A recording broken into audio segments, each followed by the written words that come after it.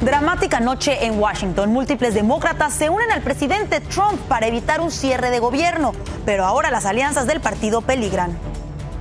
El gobierno desata una cacería contra estudiantes inmigrantes que participen en manifestaciones y algunos de ellos se autodeportan por temor a ser detenidos. Jalisco no es el único estado que cuenta con áreas de exterminio y fosas clandestinas. Se revelan como casi todos los estados de México también cuentan con ellas. Llega la noche y ya no fue lo mismo. Una madre enferma de cáncer hace un llamado para encontrar a su hijo que emigró hacia Estados Unidos.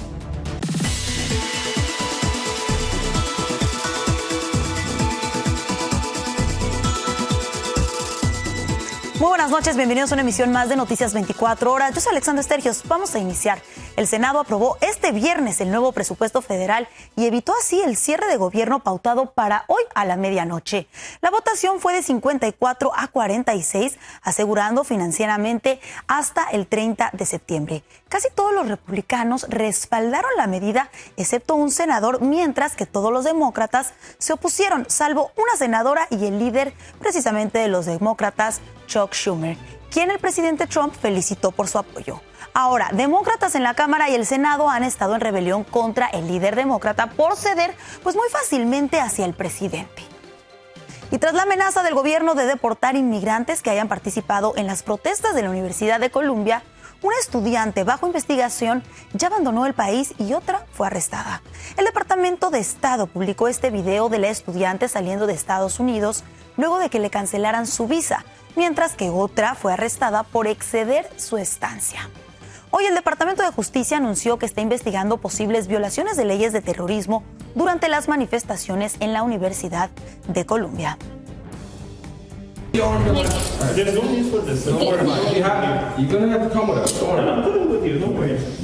Y precisamente este viernes el abogado del exalumno de Columbia, Mahmoud Khalil, publicó el video cuando las autoridades realizaban su arresto. El video muestra a varios agentes de inmigración confrontando a Khalil en el campus universitario. Ellos le ordenan que deje de resistirse mientras la esposa del exalumno, que es ciudadana americana, pide a los agentes de inmigración que se identifiquen, a lo que estos se negaron. Y como si fuera un delincuente, un inmigrante en proceso de obtener su residencia legal vivió una pesadilla total. A pesar de tener permiso para salir y regresar del país, al retornar a Estados Unidos fue detenido en la frontera y terminó deportado. Pero a ver, ¿qué pasó? Edgar Camargo nos cuenta la historia. Vamos a ver. David nunca imaginó que el viaje para ver a su madre enferma en México terminaría en una celda. Al regresar a Estados Unidos, agentes de inmigración lo detuvieron, lo acusaron de una felonía agravada y le impusieron una orden de deportación inmediata, sin explicarle los motivos. Cosa que estuve detenido estuve esperando como 3 horas aproximadamente, y fue cuando después salió un agente de inmigración y me dijo que si por favor lo acompañaba a otra oficina. Y me dijo que me diera la vuelta porque me tenía que esposar. David pasó varias horas bajo custodia antes de poder comunicarse con su abogada. Y me dijeron que si por favor nomás que firmara un documento, porque ya iba para afuera. Le dije que como si firmo o no firmo, o si firmo cuáles son las consecuencias. Digo, no pasa nada. Ok, si firmes o no firmes, es lo mismo. La abogada de inmigración Ramírez, quien tomó el caso de inmediato, obtuvo una sorpresiva y rápida respuesta de las autoridades de inmigración, lo que favoreció la defensa del señor Valdés y confirmó que su arresto había sido un error. Lo que hicieron los oficiales de inmigración fueron que cancelaron esa deportación inmediata y le regresaron toda la documentación al señor David y luego ya lo dejaron entrar de nuevo. Casos como el de David no son aislados. Abogados de inmigración advierten que muchas personas con trámites pendientes enfrentan detenciones injustificadas al salir y volver a Estados Unidos. Pero recuerden, aunque les hayan otorgado ese permiso para viajar, no necesariamente les garantizan la entrada. Por eso es importante que consulte con un abogado antes de salir del país para asegurarse que no vayan a tener ningún problema. El caso del señor David Valdés es un recordatorio de los desafíos que enfrentan muchos inmigrantes en su camino hacia la residencia legal.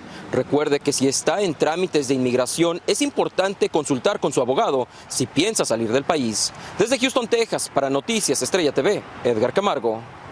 Gracias, Edgar, por tu reporte. Y según un informe publicado por The New York Times, la Casa Blanca está preparando una lista con países que el gobierno considera enemigos para Estados Unidos, donde se aplicarían restricciones de viajes. Entre ellos podría estar Cuba, Venezuela y Haití. Ronald Hacha nos tiene las reacciones ante esta posible medida. Ya varios medios nacionales como el New York Times y locales como el Miami Herald han publicado que la administración del presidente Trump estaría evaluando incluir a Cuba, Haití y Venezuela en los países que enfrentarían restricciones para el ingreso al país. Según el análisis, esto se debe a que Cuba se encuentra en la lista de países que apoyan el terrorismo. Y asimismo, Haití y Venezuela serían parte de esta nueva restricción que en el pasado la administración de Trump lo hizo en el 2015. Creo que él es la cabeza de aquí y vamos a seguir apoyándolo hasta ver qué pasa. Si no tiene ningún problema, ningún delito que haya cometido anteriormente contra el país o nada de eso, yo no veo ningún problema. Y sería injusto negar a la gente que siga viniendo, ¿no? No hay que generalizar, ¿no? No todo el país es lo que dicen, ¿no? Para José Colina, activista y líder del exilio venezolano, esta prohibición es un arma de doble filo. Que preocupa porque muchas personas de estos países buscan la manera de estar seguros de viajar a países que respetan la democracia y los derechos humanos como los Estados Unidos. Y obviamente al implementar ese tipo de restricciones no van a poder venir para los Estados Unidos. Pero por otro lado, lo veo desde un punto de vista positivo en el caso de Venezuela. ¿Por qué? Porque muchos de los que vienen a los Estados Unidos también en estas últimas oleadas son funcionarios o exfuncionarios del régimen, que ahora no van a poder estar aquí, no van a poder lavar dinero, no van a poder invertir dentro del territorio norteamericano. El abogado Ángel Leal, experto en migraciones, nos explica. Está hablando que pudiera incluir Sudán, Venezuela, Somalia, Siria, Yemen, Irán, Libia, Cuba, Corea del Norte, posiblemente Afganistán y Pakistán. Entonces van a crear un sistema de países con luz roja, luz anaranjada y luz amarilla. Luz roja quiere decir que no pueden entrar, restricciones de visa. Luz anaranjada, restricciones, pero no en su totalidad. Y luz amarilla como una advertencia de que si no mejoran sus sistemas de seguridad para poder vetar a estos solicitantes de visas que pudieran caer en el grupo de países con restricciones de viajes. Para Estrella News, soy Ronald Hacha. Y ahora nos vamos a México, donde este viernes la presidenta Claudia Sheinbaum defendió a su antecesor, el expresidente Andrés Manuel López Obrador. Esto luego de que se haya acusado a su gobierno por la falta de acciones contra el narcotráfico en México, tras el descubrimiento del campo de exterminio en Jalisco. Vamos a escuchar qué fue lo que dijo. La semana que entra se va a dar toda la información. Le pedí al fiscal, y ya que se haga la investigación de deslinde de responsabilidades, desde septiembre, que es cuando... ¿Lo asegura? Sí, cuando se encuentra ahí a personas, se les detiene hasta la fecha que entra este grupo de colectivo de buscadores y buscadoras. ¿Qué pasó en este periodo y qué hay en ese predio? Basado en evidencia científica. La presidenta agregó que el predio estaba bajo la Fiscalía General de Jalisco desde septiembre pasado, cuando López Obrador seguía en la presidencia. Pero Jalisco, pues, no es el único estado que cuenta con estas áreas de exterminio y fosas clandestinas. Tristemente, casi todos los estados de México cuentan con ellas. Desde la capital mexicana está Víctor Blázquez, que nos muestra lo que llaman el mapa de la muerte. México está lleno de fosas clandestinas, así es como se puede ver en este mapa ilustrado por la Comisión Nacional de Búsqueda, con informes oficiales donde se han encontrado entierros. Con íconos de calaveras se muestran los estados donde han aparecido. Prácticamente ninguna entidad se salva. Le llaman el mapa de la muerte en México. Tan solo en febrero, aquí en Reynosa, Tamaulipas, se abrió la carpeta número 60 en el día 59 del año 2025. Lo que quiere decir que cada día hay un desaparecido.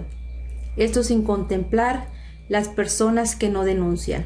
Informes de la Secretaría de Gobernación colocaron al estado de Veracruz como el lugar donde más cementerios clandestinos han aparecido, con 344, entre el 1 de diciembre de 2018 y el 30 de abril de 2023. Le sigue Colima, con 308, y en tercer lugar Sinaloa, con 283.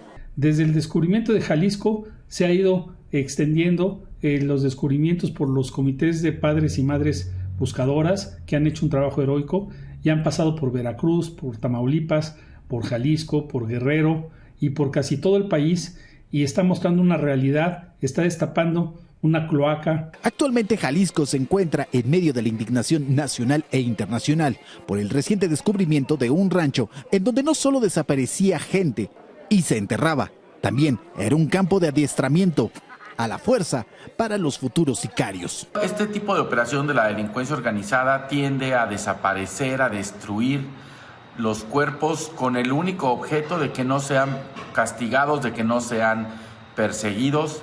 Me parece que esta Comisión Nacional de Búsquedas ha quedado corta. Cabe destacar que la nueva comisionada nacional de búsqueda, Guadalupe Teresa Reyes, cortó el diálogo con los padres y madres buscadoras que documentan el fenómeno de las desapariciones. En Ciudad de México, Víctor Blasquez, Noticias, Estrella TV. Una terrible situación, Víctor. Muchísimas gracias por tu reporte. Y seguimos en México, donde este viernes, por unanimidad, el Congreso capitalino avanzó la moción de mantener las corridas de toros sin sangre. Esta iniciativa, presentada por la jefa de gobierno de la Ciudad de México, será votada por el Congreso local el próximo 18 de marzo y cuenta con el apoyo de la presidenta Claudia Sheinbaum, quien fijó su posición al decir que la Constitución establece la protección de animales. Ahora, la medida enfrentará una batalla legal con el sector taurino, quienes buscan bloquearla. Y es momento de hacer una breve pausa, no se despegue. Al regresar le tenemos más. Una madre enferma de cáncer hace un llamado para encontrar a su hijo que emigró hacia Estados Unidos. Además, surgen nuevos detalles del asesinato de una niña de 15 años cuyo cuerpo fue encontrado con huellas de violencia. Eso y más al volver.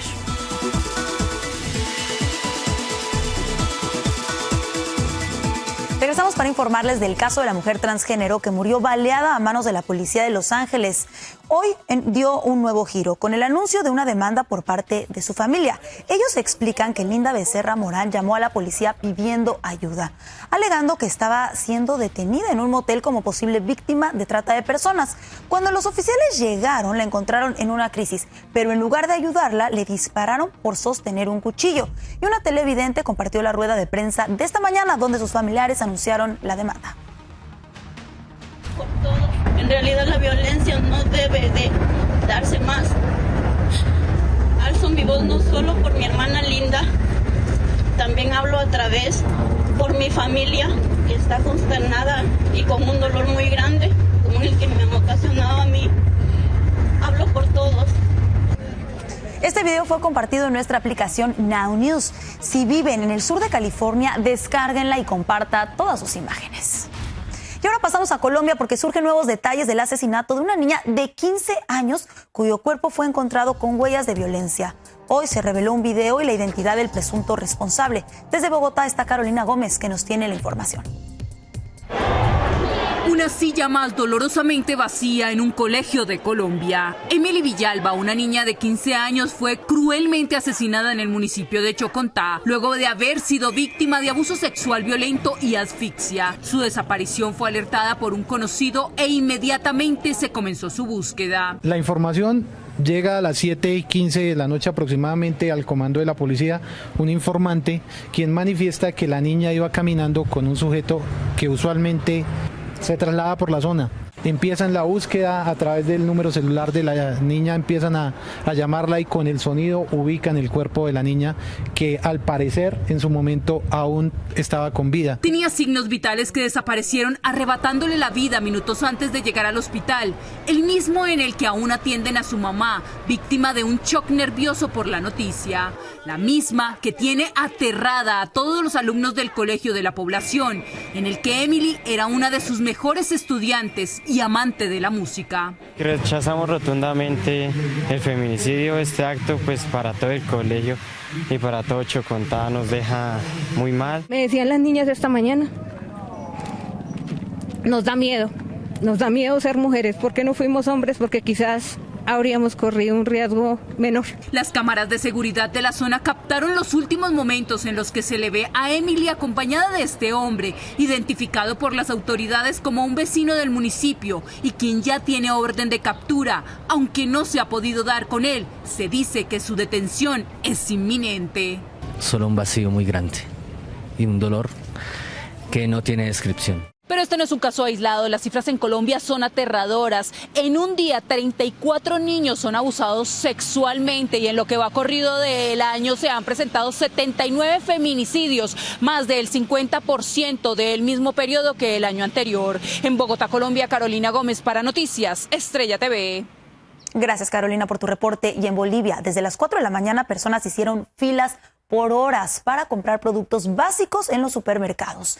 Esto por el temor a la escasez, que ha sido un problema en aumento desde que disminuyeron a las reservas de divisas y la producción local de petróleo, que está alcanzando niveles críticos. El aceite para el arroz, para todo tenemos que hacer fila desde las 4 de la mañana, para la gasolina, para el diésel, la gente tiene que dormir. Yo he ido, mi marido ha ido a dormir para cargar gasolina. ¿Acaso ahora se puede cargar normalmente? Esto es lo que nos han llevado, estos socialistas nos han llevado a estar así, como en Cuba, como en Venezuela, para todo, igual ellos sufren, para todo hacen fila, igualito a eso hemos llegado. El presidente Luis Arce redujo el uso de vehículos oficiales y está fomentando el trabajo y las clases remotas. Y es momento de platicar de Guatemala porque una madre enferma de cáncer hace un llamado para encontrar a su hijo que emigró hacia Estados Unidos y de quien ya no supo nada. En medio de la enfermedad, ella ahora pone en riesgo su vida. Y José Flores nos tiene la historia. Llega la noche y ya no fue lo mismo. Carmen proyecta su tristeza y se aferra a la única foto que le quedó de su hijo, Kenneth Osvaldo Cabrera, quien desapareció en el camino del migrante cuando buscaba un mejor futuro, por lo que intenta encontrarlo para despedirse de él o para enterrarlo en Guatemala, ya que padece un avanzado cáncer en el pulmón y teme morir en cualquier momento. Yo quisiera a veces de que todo fuera mentira, pero como todos sabemos la realidad, que él ya no apareció, no sabemos si él está vivo o ya no está con nosotros, ¿verdad?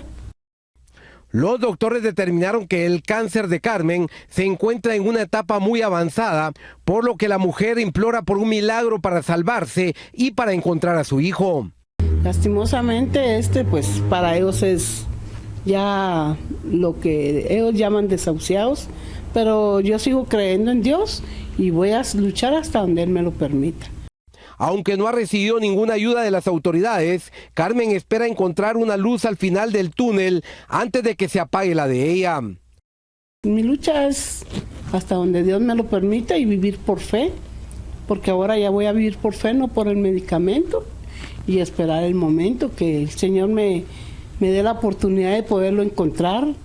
Debido a que por las quimioterapias su memoria ha quedado afectada, la angustiada madre apunta en un papel las fechas importantes que la ligan a su hijo para no olvidarlo nunca.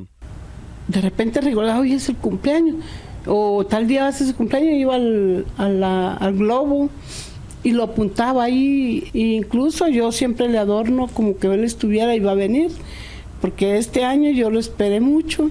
Doña Carmen es una mujer de fe y está dispuesta a seguir luchando para ganarle la batalla al cáncer y para encontrar tarde o temprano a su hijo Kenneth. En Guatemala, José Flores, Noticias Estrella TV. Ojalá que sí lo encuentre, José. Muchísimas gracias por tu reporte. Así nos vamos a otra breve pausa, pero al regresar, el iceberg más grande del mundo encalló cerca de una isla remota. Aquí le tenemos los detalles de esta gran placa de hielo. No se lo pierdan.